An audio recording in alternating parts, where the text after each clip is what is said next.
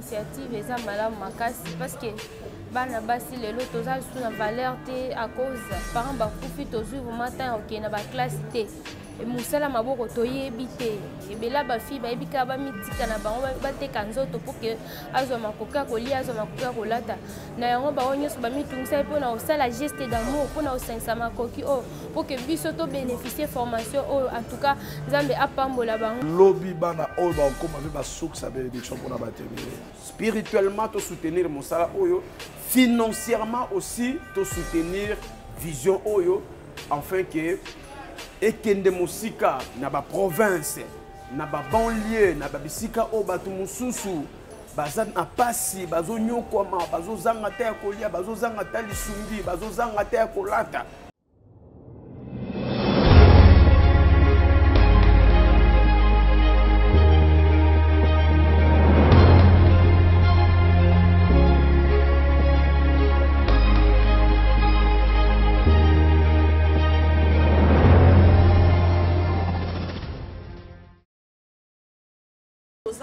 Pour un lancement, il y a formation professionnelle, il y a basi pour la Kotonga, donc ONG Vérité ou Réalité dans l'église, et c'est pour former ma fille pour apprendre Kotonga, pour base à la éthique dans la société. Les bandes de basi autoponi, le lot est un lancement officiel pour c'est la bango matériel, l'oignon oyo et bongi pour la bango balanda formation. On a été photo déjà programme Nabiso, la invité déjà pasteur Franck Dimzei pour la prière et ouverture. Père, nous te disons merci parce qu'aujourd'hui tu as permis encore Seigneur qu'Eto s'est retrouvé dans ces lieux, dans ces cadres Elohim.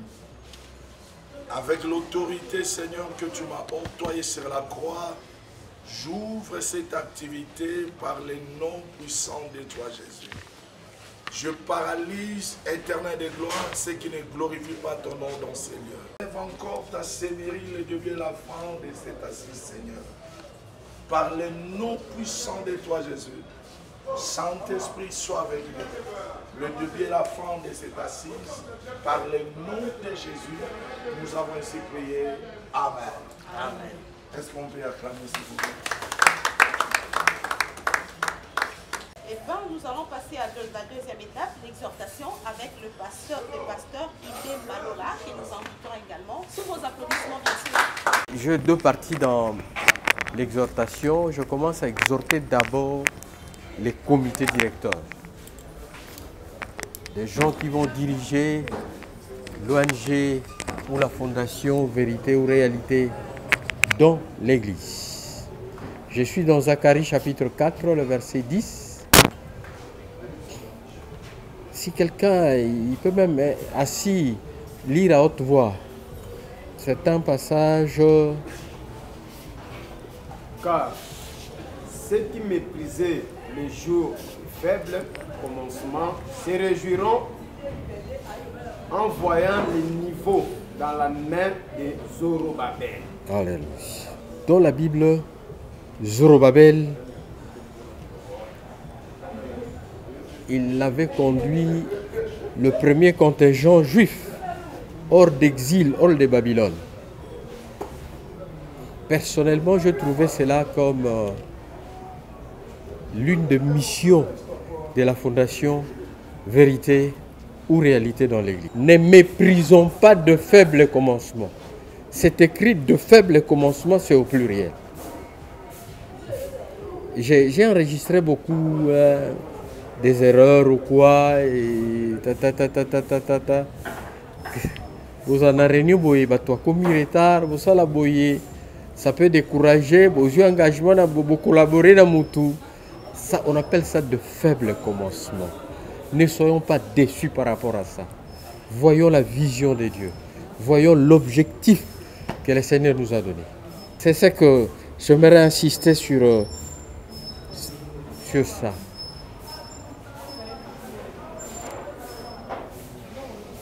Ce que fait aujourd'hui la Fondation Vérité ou Réalité dans l'Église semble peu important aux yeux de certains. Je suis en train de lire ce que j'ai écrit. Cependant, aucun travail entrepris par la toute-puissance et avec la bénédiction de l'Esprit de Dieu n'est jamais insuffisant, insignifiant. Ok? Car il a une valeur et une importance éternelle. Ça, c'est la raison que je vais exhorter ces filles mères sur la vie de Dorcas Tabitha.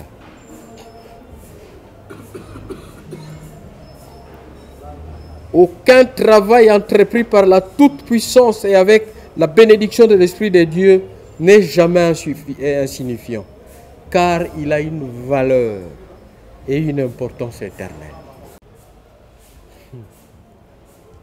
Même une petite chose, il suffit que Dieu soit là. Ça, c'est une grande entreprise. Même dans nos églises, l'absence même de la plus haute personnalité. Moi, personnellement, ça ne joue pas. Mais il suffit que Jésus soit absent. Tout est paralysé. Quand Jésus est dans l'église, quand Jésus est dans l'entreprise, les korom et tata. Jésus. On a l'indice comité, tout l'embate. Ils ont kitoko. Ils ont une valeur éternelle. On parle aujourd'hui de Dorcas. Ça, c'est une valeur éternelle. Merci beaucoup. Merci beaucoup. Même avec de faibles commencements, commençons. Fonçons. Dieu est avec nous. Avec Dieu, nous ferons des exploits. Alléluia. Quand Dieu est là, tout est là. Comptons sur Dieu. Comptons sur Jésus. Quand Jésus est là, les korom est atteint. C'est Jésus qui fait les korom de tout. Moi, je crois que Jésus est avec cette entreprise. Amen. Maintenant, des filles, des futurs formés, la première promotion de l'ONG, de la Fondation Vérité ou Réalité dans les églises, dans l'église. Je prends l'exemple de Dorcas Tabitha, une valeur éternelle.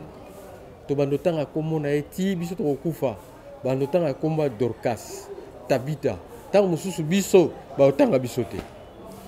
Nous lisons la parole de Dieu dans Actes chapitre 9. Je commence à partir du 36e verset. Il y avait à Jopé, parmi les disciples, une femme nommée Tabitha, ce qui signifie Dorcas. Elle faisait beaucoup de bonnes œuvres d'aumône. Elle tomba malade en ce temps-là et mourut. Après l'avoir lavée, on la déposa dans une chambre haute. Comme lit de près de Jopé, les disciples ayant appris que Pierre s'y trouvait, envoyèrent 2 hommes vers lui pour le prier de venir chez eux sans tarder. 39. Pierre se leva et partit avec ses hommes. Lorsqu'il fut arrivé, on les conduisit dans la chambre haute. Toutes les veuves l'entourèrent en pleurant et lui montrèrent les tuniques et les vêtements que faisait Dorcas pendant qu'elle était avec elle. Un verset important. Toutes les veuves l'entourèrent en pleurant.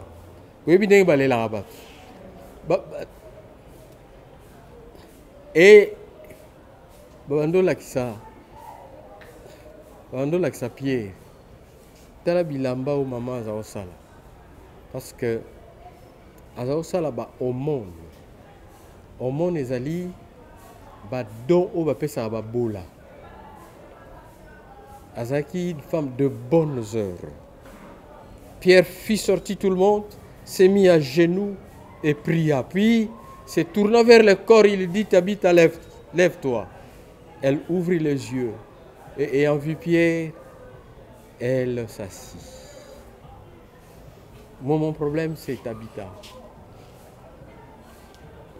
Dans notre voyage, ça ne m'intéresse pas, mais curieusement, azana kombo moke balanina makamba salate. Et Dorcas veut dire gazelle. Tabitha, antilope. Mais comme on a eu balanana, la vité. C'est pas tellement important. Mais une femme de grand renom, Sangone Panzanaki, à Yibanaki Mingi. C'est comme ça que Bande Konangai, tout ça la malam. Les bonnes œuvres de Tabitha, les aumônes de Tabitha. Ça a suscité même la résurrection de Tabitha. Pierre Ekola Moussaïe, pour ma kamala Mazarosana. Mais j'ai un peu de questions, j'ai un questionnaire. Qu'est-ce qui a fait le renom de Dorcas? Qu'est-ce qui ont fait les bonnes œuvres, ces bonnes œuvres? Comment sont venus ces habits? Bilamba Nazosale et Yakindengenini. Comment est venue la coupe et couture? Qu'est-ce qui a provoqué sa résurrection? Et les jours de sa mort, Neto Tangaki, parce que Bilamba Naïna Yebisa Bisso que moi j'étais sapeur. Zaki Pemina Papa Wemba. Mais je voudrais vous dire, personne ne parle de. Il y avait un mototogo landami qui servos Niarkos. L'homme tolo bela on soute. Et comme un anniversaire au cimetière de la Gombe, personne ne parle de servos Niarkos. Moi j'étais près de Papa Wemba. Le jour Papa Wemba Koufa. Na ko linge mingi na lela ki même na bela ki mais je me souviens de mon exclamation dans le bac ah papa yomba ke vive la musique à peke makamune peke mais on parle de Dorcas. Hein? Aujourd'hui je ne peux pas montrer les histoires de papa yomba à mes enfants. Quand Fali Poupa est sorti, je lui ai affronté nakenabi papa tika tika quitte sa caleçon, tika quitte sa pantalon. Là, t'as normal. On met ta musique qui nous a bien. Fini Kaliputa. Mais tika biloko est bien. Mais je crois qu'il est vivant. Et là, on parle de Dorcas. On parle de Dorcas.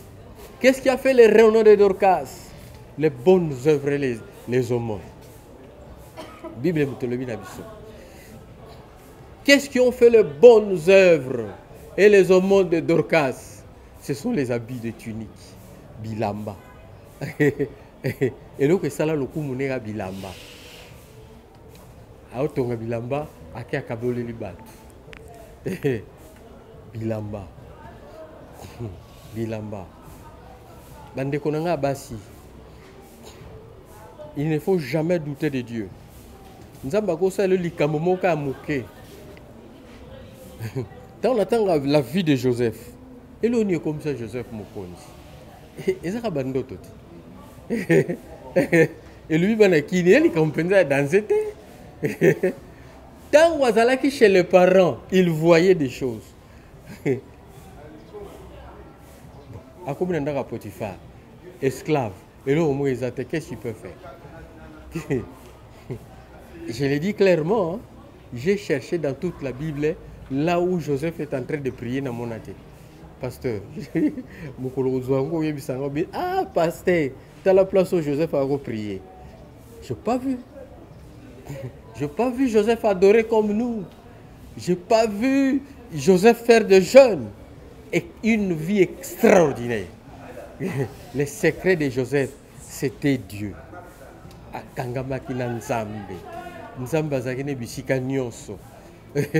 Le secret de Joseph.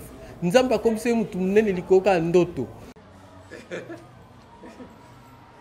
crois en 2020, papa accompagné qui a la grande distinction. Nazali finaliste, il faut nous défendre le texte la théologie de Lomé. Donc il y a un mois d'août, l'année prochaine. La bombe de Libye au nom de Jésus. ka bilamba ya pamba et provoqua lisekwa ya mutu. Maman Dorcas azali oyo et Élisée avec Élie, le char d'Israël et sa cavalerie. C'est-à-dire, c'est un personnage immanquable, une personnalité très essentielle. Hein? Le char d'Israël. Mais et là, Élisée a coupé dans nos thés. Roi que le là. Mon père. Hein? Ce qui vous en importance pour le président. Tout un roi appelle un serviteur de Dieu mon père. Le char d'Israël et sa cavalerie. Et là, on dit encore le mouton ce qui a coupé. Il y a des gens qui ont gagné la guerre dans Nzambe. Et puis, ils ont gagné la guerre dans Malobakaka. Il y a des gens qui ont mindu quitté. Mais ce qui a coupé ton baby. Ton baby. Ah, les chars. Ma soeur, vous avez un char dans la famille. Vous en avez importance à femme. Vous avez importance à la famille. Si vous avez une balle, vous avez l'oignon. Bon, si comme vous avez fait ça comme ça, vous faites ça biso. La vie n'a pas aventure. La vie n'a pas char dans la famille. La vie n'a pas char dans la famille à cause de Jésus. Fofani, Moutakabeli.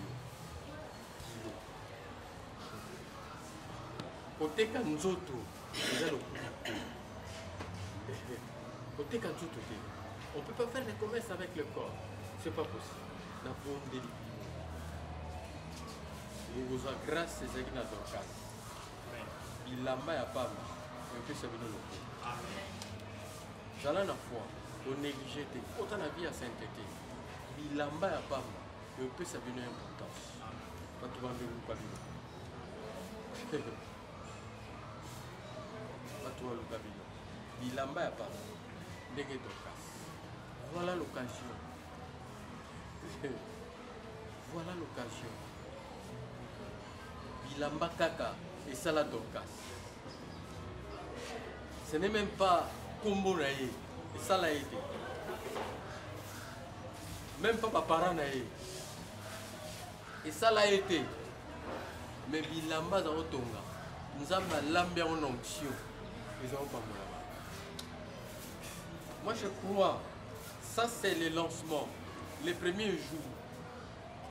C'est les premiers jours qui comptent.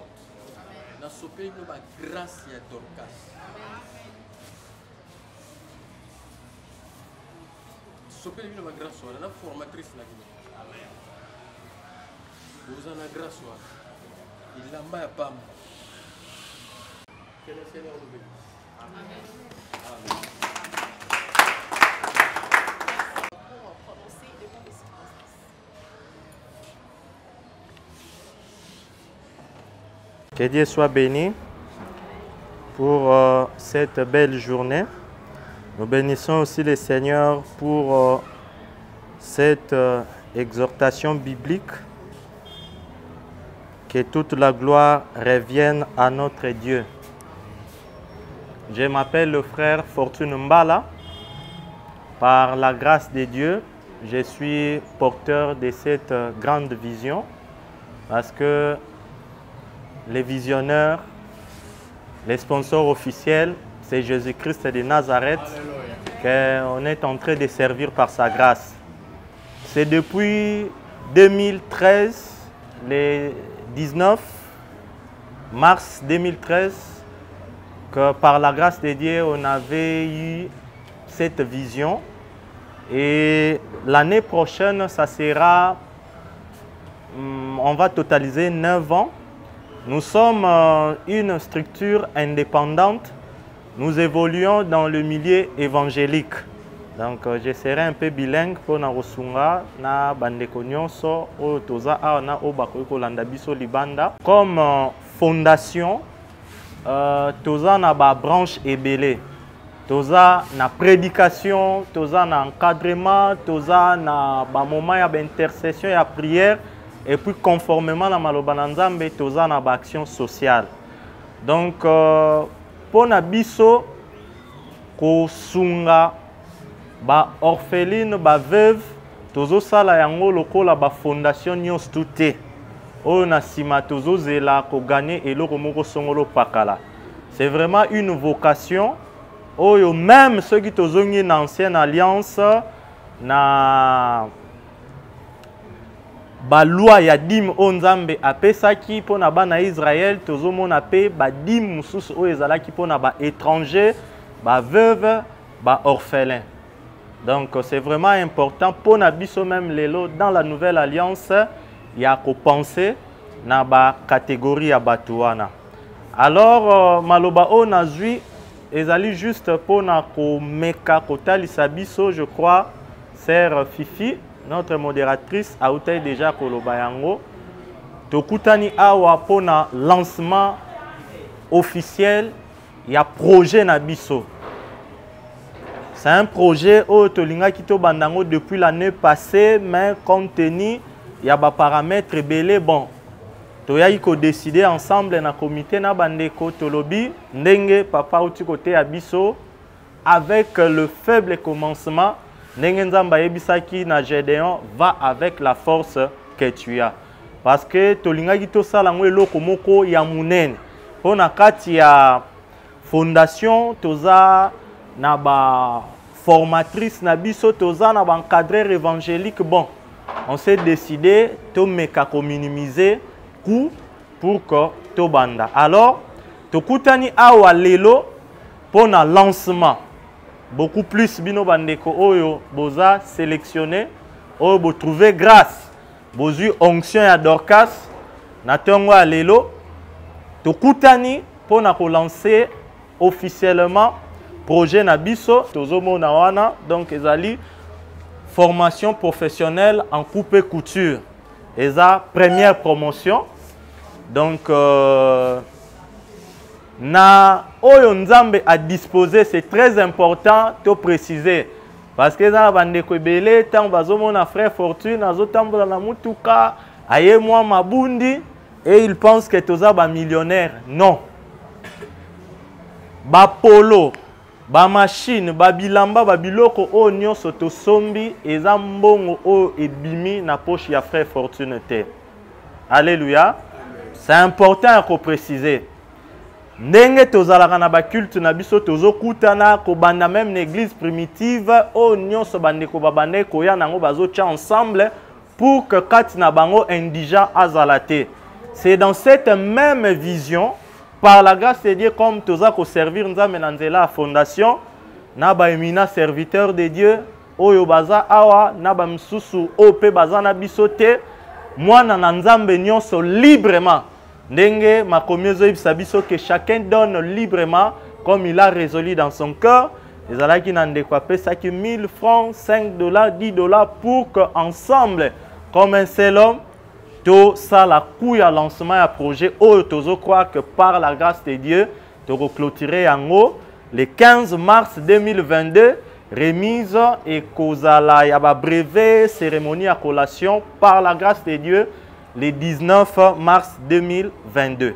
Donc formation oh to lancé eza professionnel. Pourquoi? Parce que madame Bouroye Baye oyo aza ko former bandeko na biso azate oyo auti na sima na cité aza madame oyo aza professionnel atangi ko banda humanité accueilli université et na souci wana ensemble comme un seul homme alobi non na cadre pe ya ko servir nzambe et sengeli to travailler ensemble pour na ko accompagner bana na biso. Donc lancement lelo neto lobby c'est vraiment une formation professionnelle parce que bino bandeko na biso o boza retenu bozala à mesure ya kotonga na machine ya maboko ya kotonga ya machine ya pédale ya kotonga pe na machine électrique parce que objectif na biso ezali to sala eloko moko te par formalité na suka par la grâce de Dieu ndenge toza ko milengele toko kabela bino ba machine toko kabela bino ba biloko o ekozala nécessaire parce que objectif na biso ezali to rendre bino autonome. na ba bénédiction o tozo croire et quitter libino lelo na o nzamba ko continuer ko déverser ko fungula ba porte souci na biso ezali que un jour biso to sunga kiyo na machine moko mais lobi okomi na atelier ya munene okomi pe ko fournir ko tonga ba bilambe belé yo pe na tour na yo o sunga bande ko mususu. Alléluia. Mais beaucoup plus nyonso wana ezala pour la gloire de Dieu. Na pamboli nzambe po na intervention ya pasteur Ibemba ayebisi biso eloko moko eza très important. Azalaki na ba papa wemba bato mukili oyoyo mais lelo ye akoki kolakisa bana ye nzela wana te. Lelo batei biso mutu moko o balobeli na bilamba na kati ya Bible Dorcas. Donc c'est pour dire bino ba oyo bozo bénéficier na formation oyo bosala effort nyonso boko gagner nyonso boko sala ezala pour la gloire de Dieu. Alléluia. Donc mingi ya koloba ezate parce que eza lancement tolingaki quand même ensemble to conscientiser surtout bino bandeko oyoyo boza retenu bozalaki ebele. Mais par la grâce de Dieu, nous allons permettre bino 4 tozana bino nzambe yemoko sali sélection na ye et loko tokosenga na bino ezali volonté. Prière et ko salama tozo croire na grâce en nzambe nzamba ko batela bino. Parce que biso toye awate pona ko yiba bétoile ko boma ko sacrifier non. Ezali que nzambe akosala grâce mwana moko te akokufa mwana moko te akobela maladi moko o eko empêcher ye ya kolanda tina suka formation et na consécration oyo bokozala recommandé na maboko ya nzambe tozo croire na puissance ya kombo ya Yesu Masiya o eza likolo ya ba kombo nyonso ke ngolu na nzambe ekozala likolo na bino. Alléluia. Et loko tozo senga na bino kaka volonté. Pona ko sukisa na 15 minutes epesa melinga tolingi koloba oyo eza remise symbolique babiloko musuku tetikali kuna balate babik bakaye bakre ba ciseaux maputa machine ndenge bozoyo kola kotonga bongo madame azana eloko moko te oyo akosenga bino ko banda lelo bobandi le 15 décembre kino le 15 mars toyokane ezala bouton ezala o doublir o soki eloko nini pour la formation na bino par la grâce de Dieu nzambe oyo aza fidèle tango apesi vision apesaka na provision bokolanda formation na bino dans de bonnes conditions. Alléluia. Donc eloko tozosenga na bino eza kaka disponibilité na bino bo respecter madame alobi yaka koma na heure boye zonga na heure boye aza mama respecter. Parce que souvent, biso na mentalité quinoise congolaise tozalaka eloko ya ofele toye baka valeur nango te. Bino bo bénéficier nango ofele, mais ba biloko oyo eza na eloko moko te oyo tolokoti. C'est-à-dire ezalaki na mbongo moko eutaki quelque part, o ndeko moko ta osu na $10 na ya kokai kosomba pantalon alobi te na kabola 5 pe na sunga na bandeko wana. Alors pona bino bomo na yango tene balobaka chance moko par hasard eza grâce soki to bimi kaka na boulevard ba orpheline batu baza ba domini baza dans le besoin baza ebele mais nzamba sali grâce que opportunité oyo faveur oyo epesa mela bino tozwaki na bino ta ko solola tozo croire que na confiance oyo to sali bino en s'appuyant sur la grâce de Dieu bokoye ko la formation ya malam pe lobi na bidon et rozala malamu na kombo na Yesu Masiya. Amen. Amen. Merci. Na telemi na kombo ya fondation priorité pour réalité dans l'église ndenge bauti kolendisa biso tozali na faible commencement de qu'on savoir que eloko nyonso avec Dieu, attention que bandi mukie lobby et koko mamoneli. Est-ce que mon tomo kazo landanga polo apambola biso? Je viens juste pour nous présenter au nom de la fondation orpheline na biso oyo bazwi grâce non parce que bangonde ndenge papa Fortune alobi bangonde baza ba meilleur te mais ils ont quand même trouvé grâce. Alors par la grâce de Dieu nazo présenté au nom de la fondation Ser Nabiso Gloire Vumi Samba Bisika Zali à Télé Seigneur bénéficiaire de la grâce la sœur Lissi Mokonda.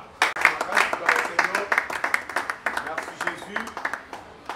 Gloria Mikali. So Nadej Masaka. Ici Kazali. Gloire au Seigneur. Pour tout le temps. Oyo Akozala. Oyo Nzambache grâce ya kopesa bango forme. Bango na zéro pour amener bango quelque part. Je sais que Ndenge ba Moté Alobaki, elle a été formée pour ça. Peut-être Zamba Lobaki, Yesabande Kolobana na Pierre, quand il sera affermi, affermissez aussi les autres. Ngolu Oyozui, Kabola Yango Pekona Batumususu. Yango Yepe, Andimi Peke, a formé Bandeko Mususu, Wana, Tozo Telemisa, Madame Sheila Kiyosa Kinkela, sous les acclamations. Pamola, Madame Sheila. Beaucoup de 3 mois, ils ont été. Ce qui ont raté, c'est pas.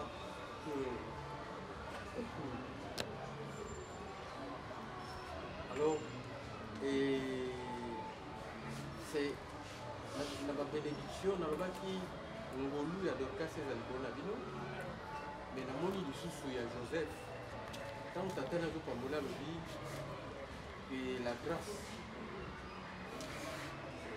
Celui qui est dans le buisson soit sur la tête de Joseph. Hein? En tout cas, Pambolu, Joseph. Il Pambolu a donc cassé sa Nicolas pour moi. Et nous entendons au bon de la vie. La Pamboli Bino n'a dit Pamboli à veuve de Sarepta. Veuve de Sarepta. Tant que il y a le binaï, que ça n'a pas le bin, la saga n'a qui coûte mouké à Paris. N'a pas eu mouké. Si on a la paix encore pour un gana moine, un gars, si moi, tout ça, nini, donc, oufa. Mais au moment où je vous parle, et là, on est à Ndengwa. Ndaku ya veuve Sarepta et ça n'a pas eu le mouké. Au sale, il faut bien le mouné. Avec fait. C'est pour ça, j'avais manqué de prononcer quelque chose là. Yanini a Dorcas. Que la formation précède le travail. Ok? Et le travail précède le salaire.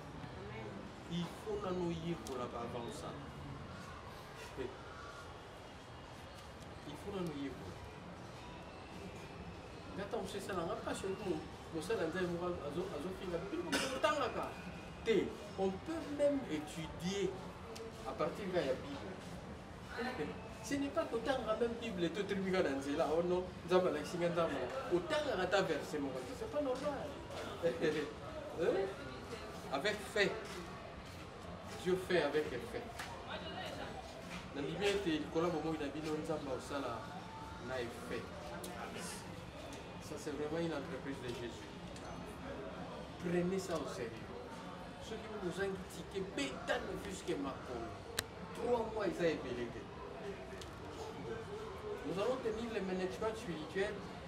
Là, nous allons insister sur la moralisation et la conscientisation. Oui, bon, ça. Dans la boulot, ça n'a pas jeune fille aussi ça. Mon côté, on a bien regardé, ah, les papas, on a pas mon aïe. Ma cache, au tanga. Là, il y a des prières, ma canisanga. Pour ceux qui nous semblent là-bas, peut ça qu'on soit donc. Dernièrement, on a 21h, il est tard, et il va à gâter. Moule Kara quelque part. La coupe de temps où ils n'étaient pas dans mon jeune fille, moi, il y a qui toi, avec un grand frère, dans la musique. Salanga Nyoso dans Zoto Salanga, au pire à 500 francs, et permettre de faire. Est-ce que c'est normal? N'habitez, non, peut surtout 5 000, non, ça les lots. Depuis qu'à télé mis à l'hôtel, je dis, ah, nous avons besoin de là. Il y a des bimos à terre, il y a des bimos salis. Et nous avons besoin de la mousse, au bala, et nous allons payer souvenir des fondations vraies. Il y a un peu de pousser vrai. Réalité dans l'église. Amen. Amen. Puisque nous sommes tombés nous moto comme la bango. Sous la protection, accorde-leur l'intelligence, la connaissance, la capacité, l'excellence et la patience, Seigneur notre Dieu, et l'humilité d'apprendre, Seigneur notre Dieu, à comprendre ce qu'il fait, à comprendre les choses, ta faveur et ta grâce, la disponibilité, Seigneur notre Dieu, et l'humilité et la simplicité d'apprendre, Seigneur notre Dieu. Fais la grâce de Seigneur notre Dieu, afin que nous soyons accompagnés par ton Seigneur notre Dieu, afin que nous vienne, Seigneur notre Dieu, va atteindre le caractère, va atteindre la perfection, va subissance, va atteindre les choses, l'humilité va nous autres pour la vie éternelle. Seigneur, bénis-les pour ta gloire. Jésus.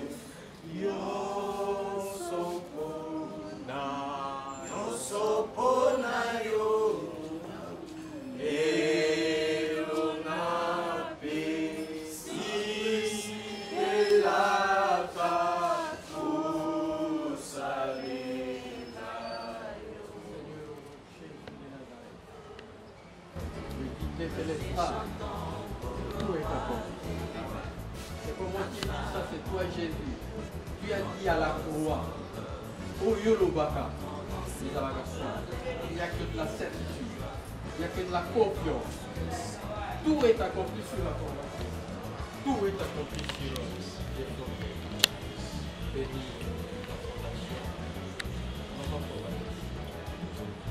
Maman Chéla.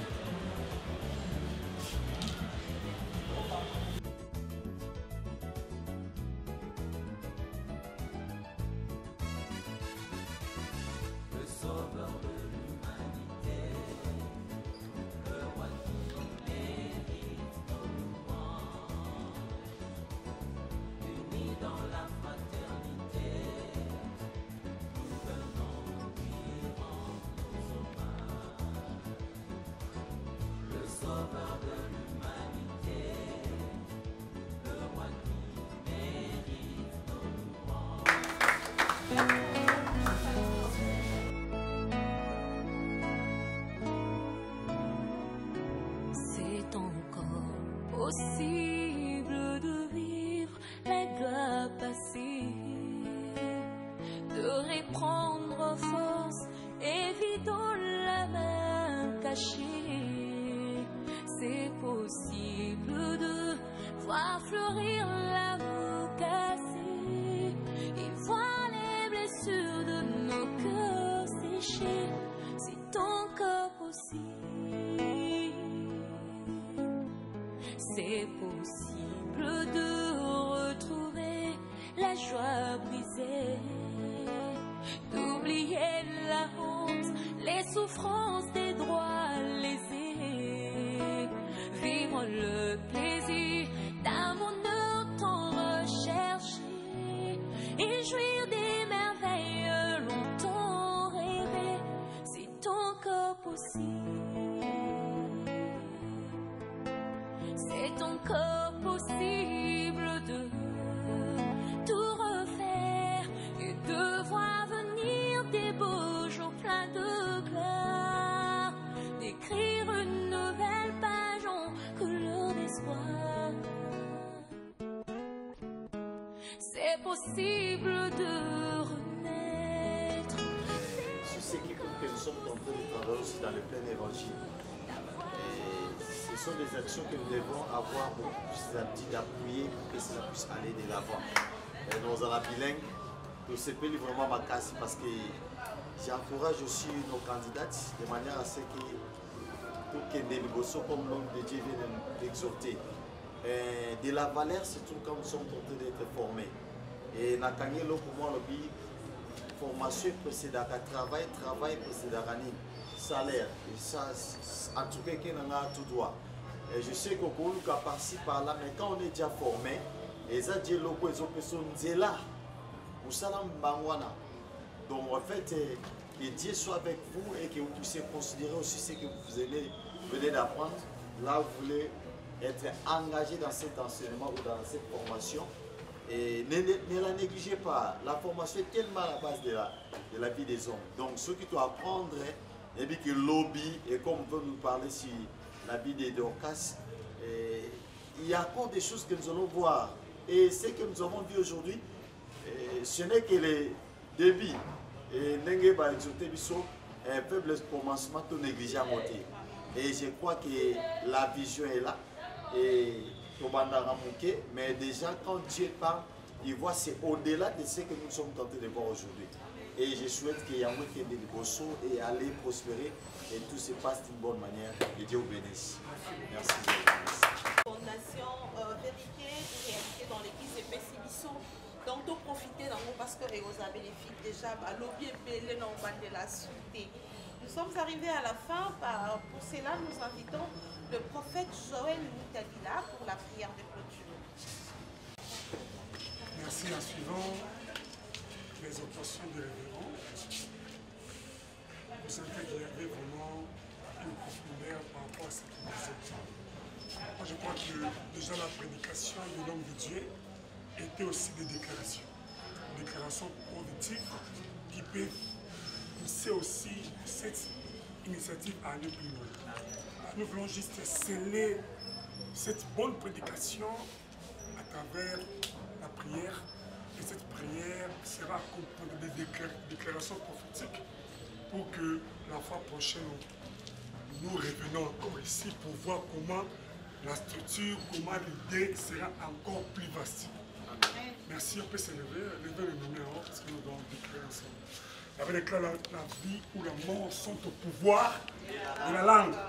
Donc ce que nous déclarons aujourd'hui a plus de pouvoir parce que Dieu va accompagner nos paroles pour que cela puisse se réaliser.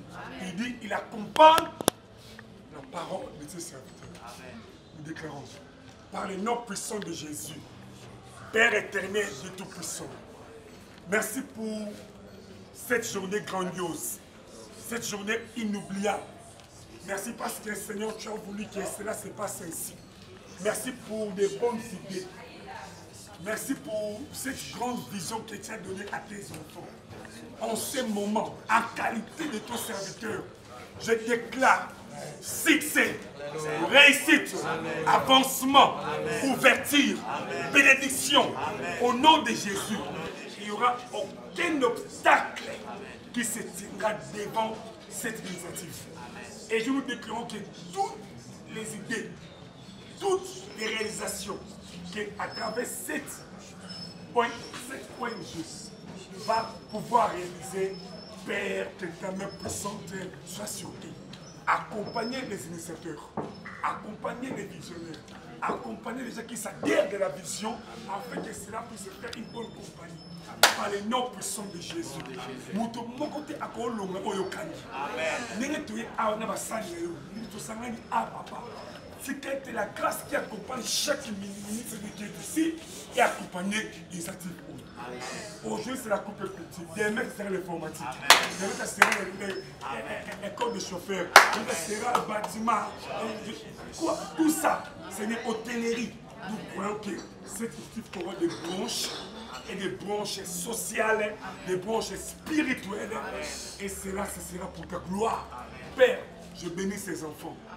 qui s'adhèrent déjà pour commencer la formation. Père Tout-Puissant, elles seront de futurs tabites d'Orcas, dont les œuvres crieront.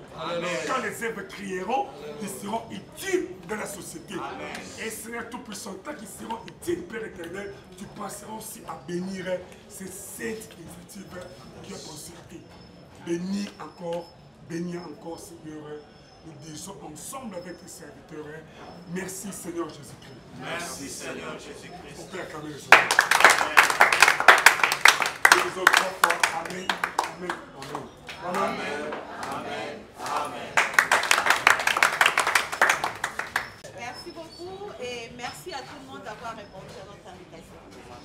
Comme on a ici, en tout cas, initiative est malade parce que bana basi lelo toza sous la valeur à cause la plupart net biso to se retrouver à toza ba orpheline et puis ba parents ba kufi tozu matin OK na ba classe té et musala maboko toyebi te et bela ba fille ba ebika ba mitika na bango ba te kanzoto pour que azo makoka kolia azo makoka kolata na yango ba onyo ba mitungisa pour na osala geste d'amour pour na osensa makoki o pour que biso to bénéficier formation o en tout cas nzambe apambola bango vraiment misala bango kenda liboso amona misala bango amona mabota na bango mot d'encouragement na rakaya na pesina nzambe merci.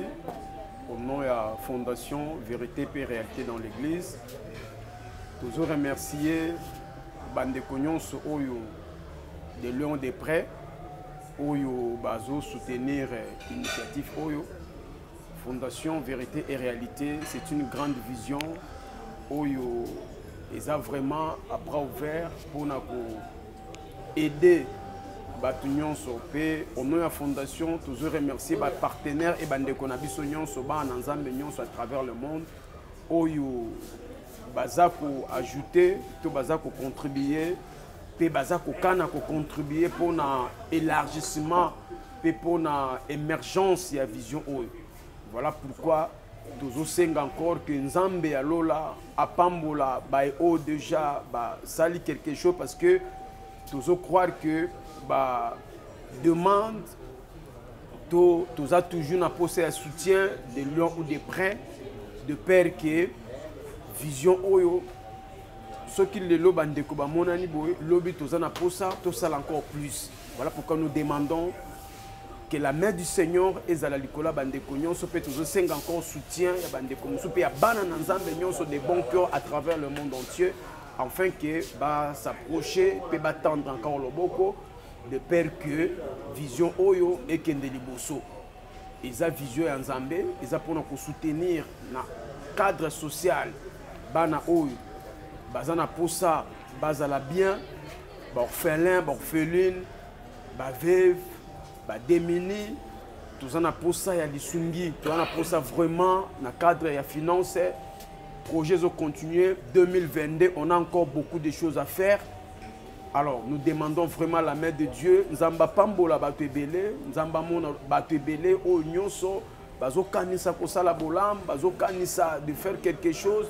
Alors, ce qui nzamba pamboli, toujours croire que tant nzamba zo pambola bino, eza pona to soutenir biso nyonso. Spirituellement to soutenir mosala oyo, financièrement aussi to soutenir vision oyo, afin que et kende musika na ba province na ba banlieue na ba bisika o batu mususu baza na pasi bazo nyokoma bazo zanga te kolia bazo zanga ta lisungi bazo zanga te kolata mais soki lelo tomoni fondation oyo ekena Équateur ekena Beni ekena Butembo ekena bisika o guerre ekena est ya pays ekena bamboka mususu et kozala pona gloire ya mutute mais kozala pona gloire ya nkolo.